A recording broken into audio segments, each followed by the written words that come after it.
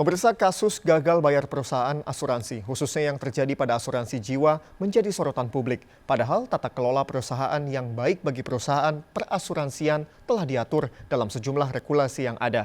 Disinilah peran pengawasan oleh otoritas jasa keuangan perlu ditingkatkan guna mencegah terjadinya kembali kasus-kasus di dalam asuransi. Dan berikut liputan tim Delik RCTI.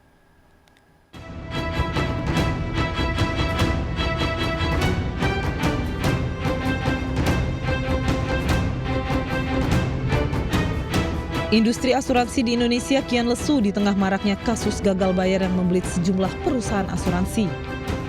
Tak tanggung-tanggung, sederet nama asuransi besar pun ikut terseret. Pasca Jiwasraya, perusahaan asuransi besar lainnya yang juga mengalami kasus gagal bayar yakni AJB Bumi Putra. Terbaru ada juga nama asuransi jiwa Kresna atau Kresna Life. Kasus gagal bayar yang melibatkan sejumlah nama asuransi besar semakin memupuskan harapan publik pada industri asuransi.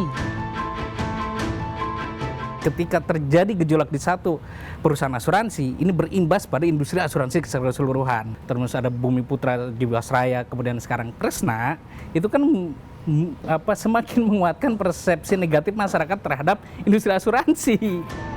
Kasus asuransi Bumi Putra berawal dari kesalahan tata kelola perusahaan.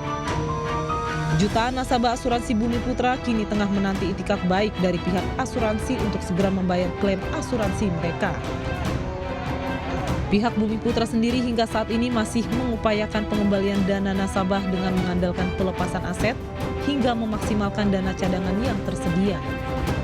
Ada rencana pembayaran di bulan November sebesar 100 miliar kepada pemegang polis mungkin dikatakan grupnya korban Bumi Putra gitu. Saya bisa jelaskan bahwa anggaran itu kita dapatkan dari dana cadangan kita yang ada di OJK dan besarnya ya sekitar 60 miliar. Nah, itu nanti alokasinya juga untuk seluruh pemegang polis seluruh Indonesia. Kasus gagal bayar terbaru juga menimpa asuransi jiwa Kresna atau Kresna Life, di mana sejak Februari 2020 pihak asuransi jiwa Kresna secara sepihak melakukan penundaan pembayaran polis jatuh tempo menjadi 1 tahun, di mana seharusnya hanya berlangsung selama 6 bulan. Kemudian pada Mei 2020 pihak manajemen asuransi jiwa Kresna mengaku mengalami likuiditas dan terpaksa harus menunda pembayaran 2 produk asuransi Kresna Life, yakni Kresna Link Investa atau Kalita dan Protekto Investa Kresna atau PIK. Pihak asuransi jiwa Kresna sendiri menawarkan 2 tahapan dalam proses penyelesaian klaim asuransi nasabah, di mana penyelesaian kewajiban nasabah dengan nilai premi di atas 50 juta rupiah akan dilakukan selama 8 bulan hingga 54 bulan. Sementara untuk nasabah dengan premi 50 juta rupiah, pihak asuransi jiwa Kresna saat ini mulai mencicil pembayaran dan telah menyelesaikan hampir 60% pembayaran. Meski demikian, tak sedikit nasabah yang keberatan dengan skema yang ditawarkan karena dinilai hal itu sebagai keputusan sepihak oleh asuransi jiwa Kresna. Sayangnya saat tim Delik hendak mengkonfirmasi, pihak asuransi jiwa Kresna tak bersedia memberikan keterangan. Terkait semakin maraknya kasus gagal bayar asuransi, OJK menegaskan pihaknya telah melakukan fungsi pengawasan secara menyeluruh. Dalam konteks pengawasan, OJK sudah melaksanakan tugas dan wewenangnya, termasuk memberikan perintah tertulis kepada RUA dan direksi, maka itu wajib dipatuhi. Namun, maraknya perusahaan asuransi yang mengalami gagal bayar hingga merugikan jutaan nasabahnya dinilai tidak hanya menjadi tanggung jawab industri asuransi.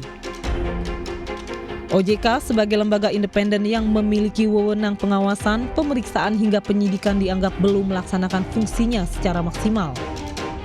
Ya, yang harus direformasi itu nomor 1 OJK-nya sendiri. Jadi kalau banyak perusahaan asuransi dikenakan sanksi, yang harus dikenakan sanksi lebih dulu itu OJK. Itu yang sudah dengan kata-kata presiden, bukan sanksi tapi reformasi, ya kan? Presiden di bulan Januari yang lalu kan mencanangkan reformasi OJK.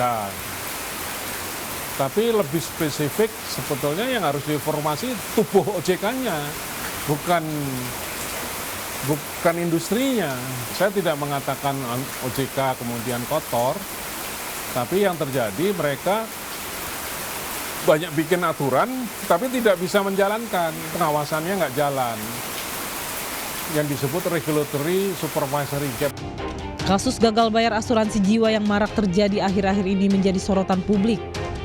Hal ini juga dinilai membuat tingkat kepercayaan masyarakat pada asuransi menurun drastis. Tingginya risiko yang harus ditanggung nasabah saat terjadi kasus gagal bayar asuransi membuat investasi pada industri asuransi semakin ditinggalkan. Terlebih saat ini bisnis asuransi semakin lesu akibat diterpa badai pandemi. Rata-rata asuransi itu membuat portofolio investasinya dari saham. Karena saham ini menawarkan imbal hasil yang tinggi. Namun di sisi lain harus diingat hukum investasi. High risk, high return. Ketika imbal hasil tinggi, maka risiko juga tinggi. Ketika saham down, otomatis asuransi yang menanamkan investasinya di saham, asetnya berkurang. Ini yang kemudian berimbas pada nilai RBC, risk based capitalnya yang menurun drastis. Akhirnya kemampuan asuransi untuk membayar klaimnya jauh berkurang.